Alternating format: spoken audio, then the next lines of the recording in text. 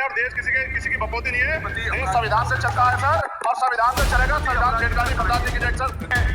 पहलवान बेटियों का हक देखा सर, और हमने सर हाथरस की बेटी का हक देखा सर, और हाथरस के परिवार को जो वादा किया था सरकार ने वो भी पूरा नहीं किया।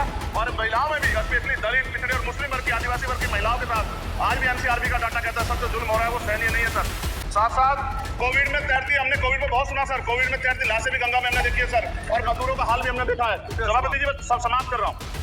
जी चीन हमें आंख दिखा रहा है और लगातार हमारे देश की सीमाओं में घुसपैठ कर रहा है, इसलिए अग्निवीर योजना को हटाकर पुनः सेना भर्ती शुरू की जाए। और साथ साथ भारत की सबसे प्राचीन व बहादुर रेजिमेंट में से एक चमार रेजिमेंट को पुनः बहाल करा जाए, ऐसा भी मेरा आपसे आग्रह है।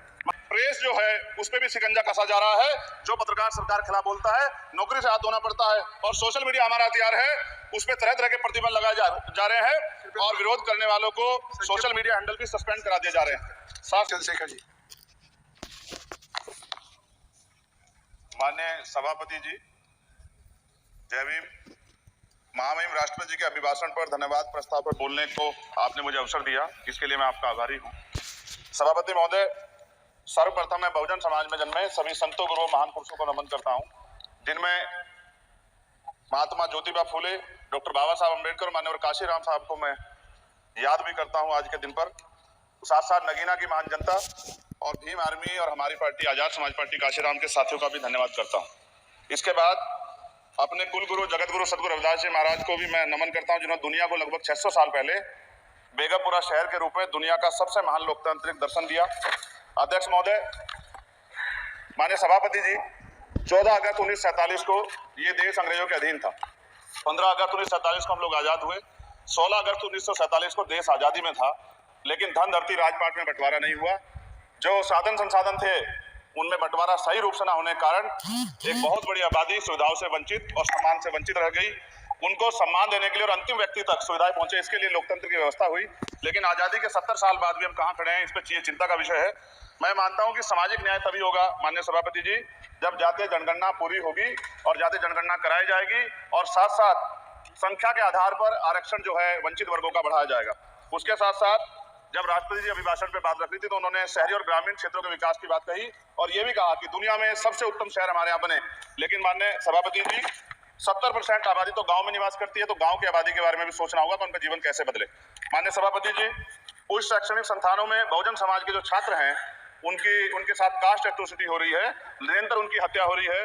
साथ साथ जो सरकारी कर्मचारी हैं दफ्तरों में, उनके साथ भी जो SC ST OBC और मुस्लिम और अन्य धार्मिक अल्पसंख्यक, उनके साथ भी माननीय सभापति जी जातिगत और धार्मिक जो है शोषण किया जा रहा है। इसलिए मेरी मांग भी है कि पुरानी पेंशन को भी अध्यक्ष बहाल किया जाए। जो कर्मचारी देश की सेवा में लगे हैं उनका भी सम्मान होना चाहिए। साथ साथ सभापति जी, भाजपा ने चुनावी लाभ के लिए सबका साथ सबका विकास के नारे दिए, जो खोखले हैं, क्योंकि 10 साल में दलित, पिछड़े, आदिवासी, मुस्लिम और अन्य धार्मिक अल्पसंख्यक जो अत्याचार हुए हैं वो किससे छिपे हुए नहीं है। ये गलत है, ये बंद होना चाहिए।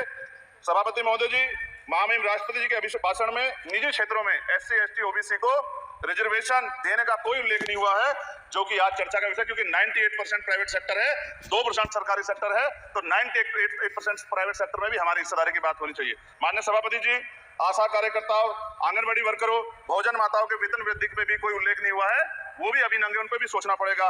माननीय सभापति जी, जिस क्षेत्र से मैं चुन के आऊँ नगीना से, वो बहुत पिछड़ा क्षेत्र है, उस क्षेत्र में कोई विशेष आर्थिक पैकेज नहीं दिया गया, रोजगार की सेवाएं नहीं है, नौजवान पलायन करता है।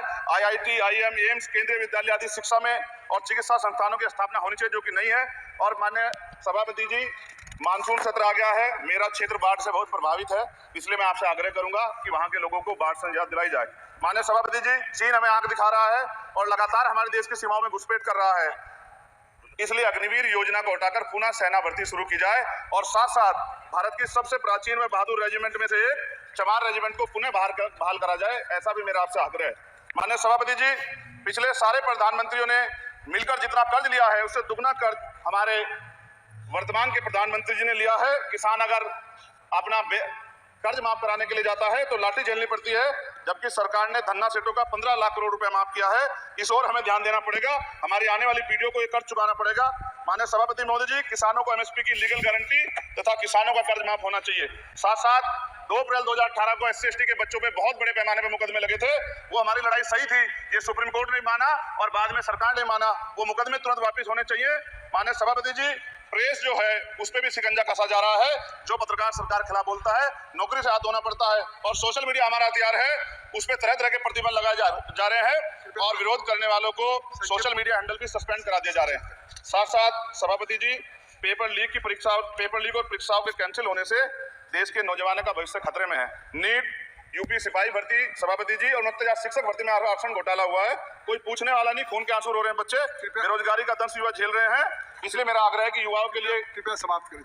माननीय सभापति जी, मैं पहली बार बोल रहा हूँ, आप कहेंगे मैं बैठ जाऊंगा, मैं आपकी बात, मैं संवैधानिक मर्यादा का पालन करूंगा, मगर हम तो माननीय सभापति जी सुन ही रहे हैं। आप बोलिए, 1 मिनट। धन्यवाद। एक मिनट और बोलिए। अध्यक्ष सभापति जी, नारी सम्मान की बात करने वाली सरकार, हमने मणिपुर देखा सर, हमने पहलवान बेटियों का हर्ष देखा सर, और हमने सर हाथरस की बेटी का हर्ष देखा सर, और हाथरस के परिवार को जो वादा किया था सरकार ने वो भी पूरा नहीं किया, और महिलाओं में भी स्पेशली दलित, पिछड़े और मुस्लिम वर्ग की, आदिवासी वर्ग की महिलाओं के साथ आज भी एनसीआरबी का डाटा कहता है सर जो जुल्म हो रहा है वो सहनीय नहीं है सर।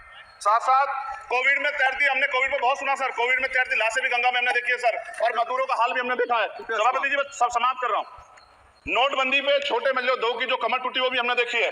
सभापति जी, शैक्षणिक संस्थानों, विश्वविद्यालयों में, चिकित्सा संस्थानों में ओबीसी एसटी के योग्य अभ्यर्थी को एनएफएस करके जिस तरह निकाला जा रहा है, लेटरल एंट्री करके जिस तरह हमारे रास्ते बंद किए जा रहे हैं, ये भी हम देख रहे हैं सभापति जी। साथ साथ मेरा ये कहना है सर, ये सबका इशू है कि प्राइवेट कर्मचारी सर और सरकारी भी कई जगह पे 8 से ज्यादा घंटों से काम करते हैं, और उनको जब सर उचित वेतन भी नहीं मिलता, तो न्यूनतम वेतन 20,000 रुपए तय हो और 24 घंटे की ड्यूटी। उदाहरण के तौर पे यूपी पुलिस सर बहुत पूरा काम करते हैं वो लोग। वो राज्य के विषय हैं, आप सर मैं आपके राज्य सरकार के लिए भी आपके संज्ञान में डाल रहा हूँ विषय सर, पुलिस सब जगह है सर, लेकिन सवाल ये है सर, बहुत पसीना बातें हैं, 8 घंटे की ड्यूटी और वेतन विसंगति, वोटर स्कीम से उनको जो बाहर किया जाए। माननीय सभापति जी, 1 मिनट चाहिए सभापति जी।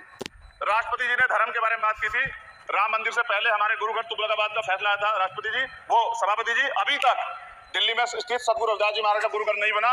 साथ साथ सभापति जी, अपनी बात को खत्म करते हुए मैं आपसे कहना चाहता हूं कि जितना देश दूसरों का है सर, इतना हमारा भी है। हम मरने के लिए पैदा नहीं हुए, जो चाहता है हमारी हत्या कर देता है। मूछे रखने पे, घोड़ी पे बैठने पे, मटकी छूने पे हमारी हत्या हो रही है। क्या बदला है सर 70 साल बाद भी? दलित, पिछड़े, मुसलमानों पे हिंसा नहीं रुक रही है सर। मेरा आपसे संरक्षण के साथ ये आग्रह है कि इन घटनाओं को रोका जाए, और देश किसी की बपोती नहीं है, देश संविधान से चलता है सर, और संविधान से चलेगा, संविधान छेड़खानी बर्दाश्त नहीं की जाएगी सर। धन्यवाद।